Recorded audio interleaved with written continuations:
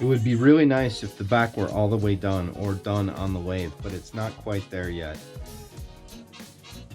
I recently watched Harvey Meyer demonstration. As a matter of fact, I watch Doug Schneider and Harvey Meyer often to see what I'm doing and compare it to learn to improve.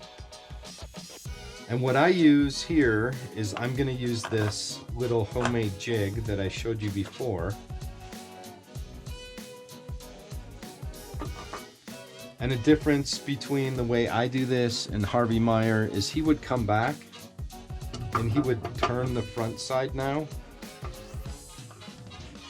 But what I'm going to do is I want to be all finished with the back, or at least finished out here on the lathe. So I'm going to put my jig in place. The jig I'm using for this one, I've decided we're going to use 120 on this one.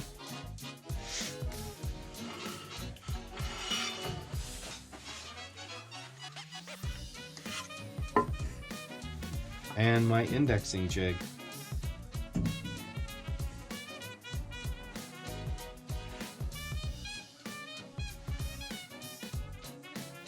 Make sure your pencil doesn't have to be super sharp, but this one here is nearly as dull as I am. So I'm going to give it just a little sharpen up before I start making my lines. So I lock the nail on my jig into a hole on my jig, and I'm going to make a line across.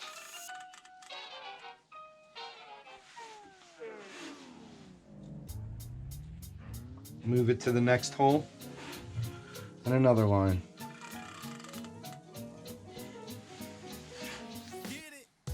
The next hole and on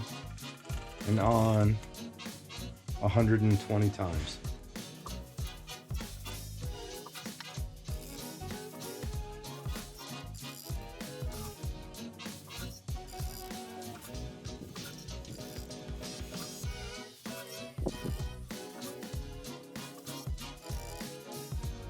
And that is 120 lines. Good to go. For real, the back is all done. If you were paying close attention earlier, you would have noticed that I had forgot to remove the inside here. But now the time is come to turn this around and do the front.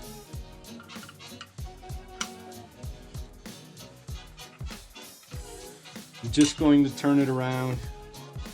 I'm going to worry about lining up the lines in a little bit. But since I got a bunch of turning to do before I have to draw these lines on the front, I'm not too worried about it now.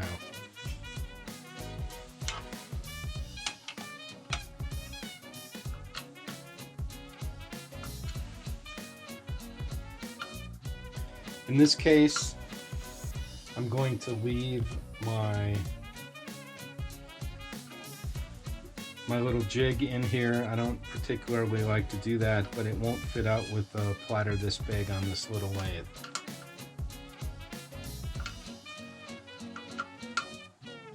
Make sure the speed's as low as it gets.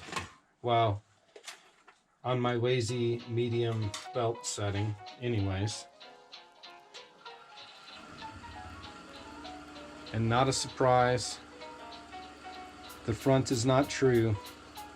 However, the back is nice and true from where I stand.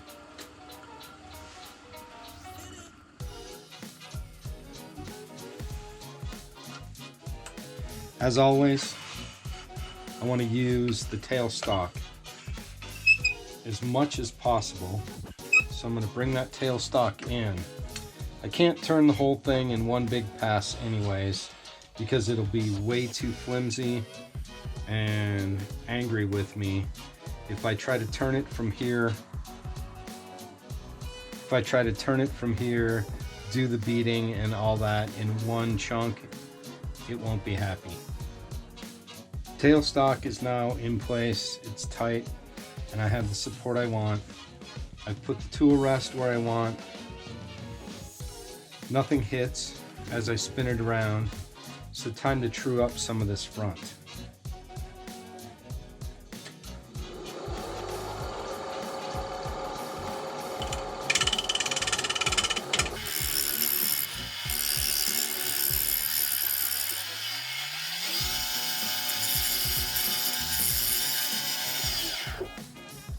All right, starting to look decent.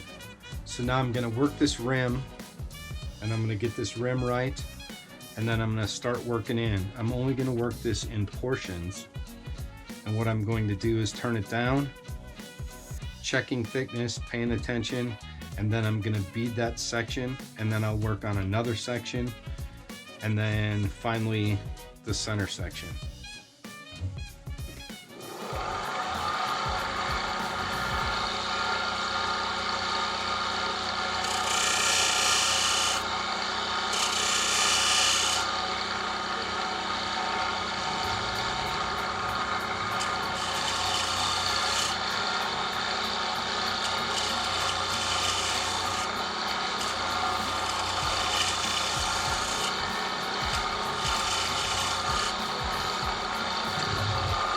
Hopefully that'll be enough. Now I just need to start turning down some of the inside here.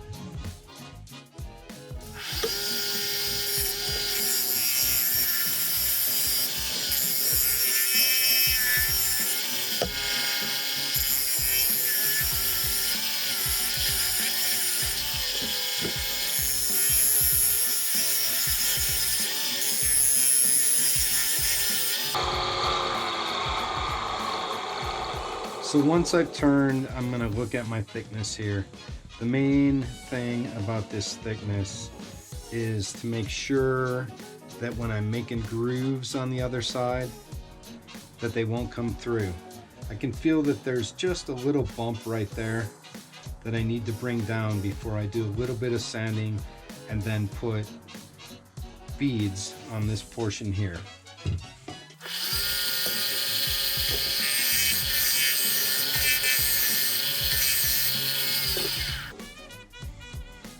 Now that feels pretty darn good. So now for a little sanding, again 150 and 220, and then we're gonna start beading right here. All right, so now I have sanded with 150 and 220. This is nice and smooth.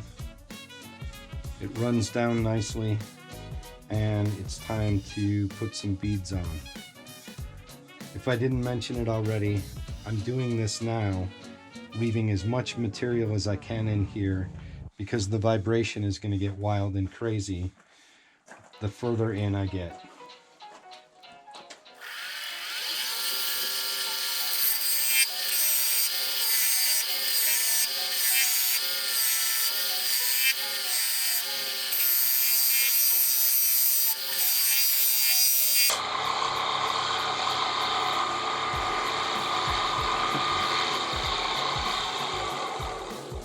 Alright, now that I've beaded up to where I've got turned down, I need to turn down this next section.